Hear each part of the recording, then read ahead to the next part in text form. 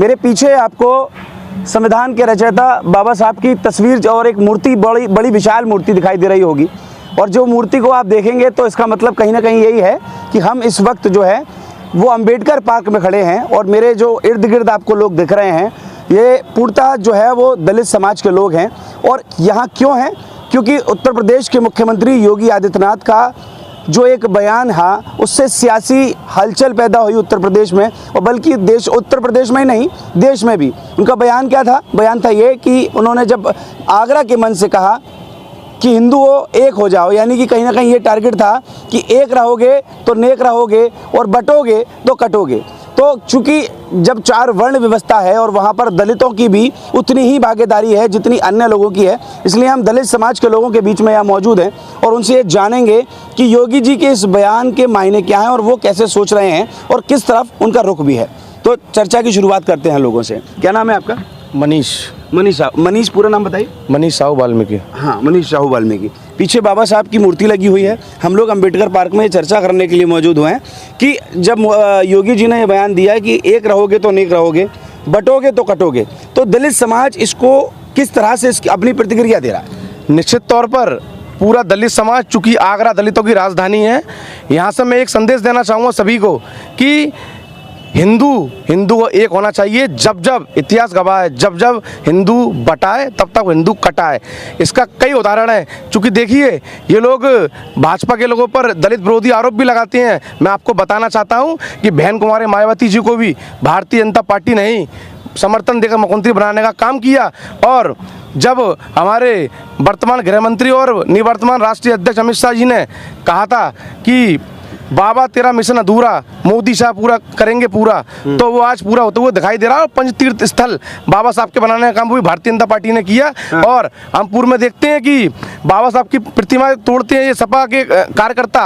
और guest house कांड हम सबको याद ही होगा कि बहन जी को बुलाकर एक षड्यंत्र के तहत उनको जान से मारने का प्रयास किया, तब भी भारतीय जनता पार्टी के नेता आगे आते हैं और उनको बचाने का काम करते हैं। ये भारतीय जनता पार्टी की मानसिकता है। और परम सिद्धे पंडित दीनदयाल उपाध्याय जी ने जो सपना देखा था अंत्योदय का, उसको सार्थक करते हुए केंद्र और प्रदेश सरकारें काम कर रही हैं और जन कल्याणकारी योजनाएं के माध्यम से संपूर्ण दलित समाज को मजबूत करने का काम किया जा रहा है। चूंकि हम सब हिंदू एक हैं, जब और लोग एक हो सकते हैं तो हमें एक होने में कोई गुरेज नहीं करना चाहिए। हम लोग छत्रपति शिवाजी के वंशज हैं और हम सब लोग, हम हिंदू कोई धर्म नहीं, एक संस्कृति, एक सभ्यता है। और हम कभी भी कहते हैं कि राहुल गांधी ने भी एक बयान भी दिया था कि हिंदू हिंसक है। हम हिंसक नहीं है, हम तो धर्म की रक्षा करने वाले लोग हैं, सर्वे भवन्तु सुखिनः वाले लोग हैं, वासुदेव कुटुंब की बात करने वाले लोग हैं। और मैं सभी अपने हिंदू समाज से आग्रह करूंगा कि हम सब एक होकर रहने की आवश्यकता है। कि और आपको योगी जी के इस बयान से कोई गुरेज नहीं? उन्होंने कहा कि एक तरफ से, क्योंकि समाजवादी पार्टी ने कहा कि आप जो है वो टारगेट कर रहे हो, मुसलमानों को टारगेट कर रहे हो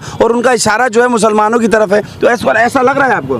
नहीं, उनका इशारा मुसलमानों की ओर नहीं है। उन्होंने तो एक समाज को संदेश दिया है कि मिलकर रहना चाहिए, एक होकर रहना चाहिए। क्योंकि जो क्षेत्रीय दल सपा बसपा ऐसे लोग हैं, ये लोग जहर घोलने का काम करते हैं, दंगे करवाने का काम करते हैं, समाज को तोड़ने का काम करते हैं। और हम तो जोड़ने की बात कर रहे हैं, हम कहीं हिंसा करने की या दंगे करने की बात नहीं कर रहे हैं। और बधाई देना चाहता हूँ योगी जी को और उन लोगों को एक संदेश देना चाहता हूँ, जब से मुख्यमंत्री बने हैं एक भी दंगे की खबर नहीं आई। ये योगी जी की काबिलियत है। मतलब वो तो पीडीए की बात कर रहे हैं, पिछड़ा दलित अल्पसंख्यक की बात कर रहे हैं, हाथ में संविधान लेकर जो है वो इंडिया गठबंधन घूम रहा है। अखिलेश यादव हो या राहुल गांधी हो, कह रहे हैं कि दलितों का जो भला है वो तो समाजवादी पार्टी में, वो पूर्णतः दलितों को गुमराह करने का काम कर रहे हैं।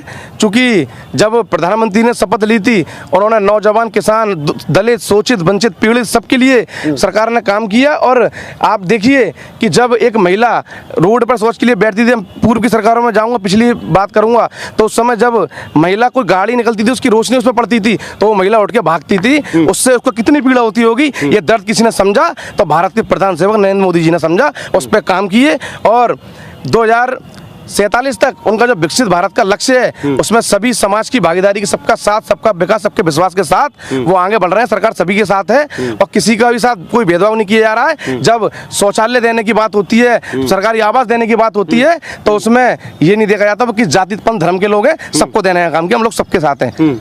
लेकिन एक चीज़ और आपने पूर्व में देखी, इस चुनाव में भी, उसको लोकसभा चुनाव में भी बहुत उसका फर्क पड़ा कि संविधान खतरे में है। भाजपा अगर रहेगी तो संविधान पर खतरा है, यानी कि संविधान बदल देगी। तो दलित समाज को सबसे ज़्यादा आपत्ति इसमें है। आप लोग दलित समाज से आते हैं, आप कैसे देख रहे हैं इस बयान को? पूरी तरीके से दलित समाज को गुमराह करने का काम किया। प्रत्येक घर को टारगेट किया गया, उनको बरगलाया गया। लेकिन मैं आपको बताना चाहता हूँ, सार्वजनिक तौर पर माननीय प्रधानमंत्री मोदी जी कई बार कह चुके हैं कि आरक्षण कहीं खत्म होने वाला नहीं है। हम बाबा साहब के विचारों के साथ मजबूती से खड़े हैं, दलित समाज के साथ मजबूती से खड़े हैं, संविधान के साथ मजबूती से खड़े हैं। हम लोग संविधान को मानने वाले लोग हैं। और इन्होंने जब इनको कोई मुद्दा नहीं मिला, जब इनको कहीं कोई मुद्दा नहीं मिला, तो इन लोगों ने आरक्षण के नाम पर पूरे दलित समाज को गुमराह करने का काम किया। तो कहते हैं कि भाई दलित समाज का वोट भी नहीं पड़ा, इसीलिए तो भाजपा को इतनी कम सीटें उत्तर प्रदेश में रही। वोट नहीं पड़ा तो आज मैं आपको बताना चाहता हूँ, सबसे बड़ा दल आज भी भारतीय जनता पार्टी है। 240 प्लस सीट लेके आज हम लोगों ने पूरे एनडीए परिवार के साथ पूरी मजबूती सरकार बनाई है। और दलितों का वोट नहीं पड़ा तो आज प्रधानमंत्री जी, आज मोदी जी आज सीट पर नहीं बैठे होते और सबके दलित। तो आपको लग रहा है कि जो भ्रांति फैलाई गई थी वो भ्रांति है, मतलब दलितों ने वोट दिया है खुल के? अब आप देखिए, मैं आपको एक बात बताना चाहता हूँ। अब से 3 साल बाद उत्तर प्रदेश में चुनाव होगा। आप देखिए, जो इन्होंने गलत तरीके से भ्रामक प्रचार किया था संविधान का, वो सामने उजागर होगा। और पूरी मजबूती के साथ मैं अभी से आपको बताना चाहता हूँ आपके चैनल के माध्यम से कि हम पूर्ण बहुमत की सरकार पुनः उत्तर प्रदेश में बनाने जा रहे हैं। अच्छा, 10 सीटों पर उपचुनाव भी अभी है और इस उपचुनाव को तो सेमीफाइनल के तौर पर देखा जा रहा है। तो इस चुनाव में भी वो यही भाई विपक्ष कह रहा है कि संविधान खतरे में है, तो संविधान इस बार खतरे में होगा कि नहीं होगा?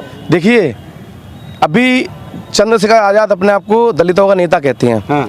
उनकी सभा में दूसरे गैर दलित को पीटा जाता है। हाँ। ये उनकी मानसिकता को दिखाता है। जो उनका दलित प्रेम है वो खत्म हो चुका है। वो पूरी तरीके से एक समाज के साथ एक समुदाय को सहयोग कर रहे हैं और उनका जो चेहरा है वो बिल्कुल सामने आ चुका है। और इन सब भ्रांति से कुछ होने वाला नहीं है। उत्तर प्रदेश की जनता इस उत्तम प्रदेश बनाने में जिनकी भूमिका रही है, ऐसे योगी आदित्यनाथ जी के साथ मजबूती से खड़ी है। ठीक है, इन्होंने भ्रामक प्रचार जो किया था, अब उससे कुछ होने वाला नहीं है। पूरी मजबूती के साथ ये डबल इंजन की सरकार फिर पुनः उत्तर प्रदेश में बनेगी। अच्छा, पीडीए जब बना, उन्होंने अखिलेश यादव ने पीडीए बनाया, पिछड़ा दलित और अल्पसंख्यक, तो कहा कि भाई हम हितैषी हैं, जो है वो बाबा साहब के रक्षक हम हैं, संविधान के रक्षक हम हैं, हमारी सरकार आएगी तो जो है संविधान बच पाएगा, अन्यथा अगर भाजपा की सरकार रही तो संविधान तो कोई बचा ही नहीं सकता, उसमें तो बदलाव होना तय है, दलितों के हक छीन लिए जाएंगे।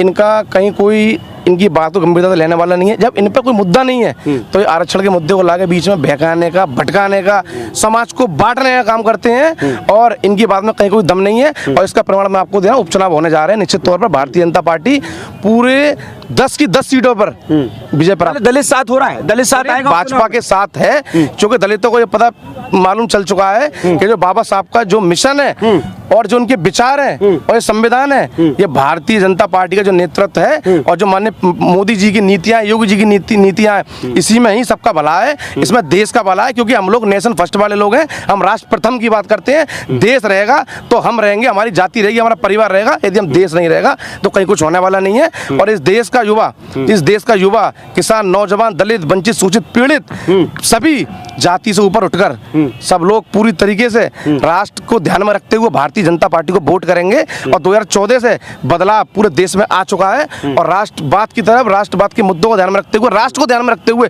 युवा वोट कर रहा है, विकास को ध्यान में रखते हुए कर रहा है। आज भारत की विदेश नीति देखिए कि विदेश में भारत का डंका बज रहा है और कहीं कोई ये जो भ्रांतियां फैलाने से कहीं कोई फर्क पड़ने वाला नहीं है।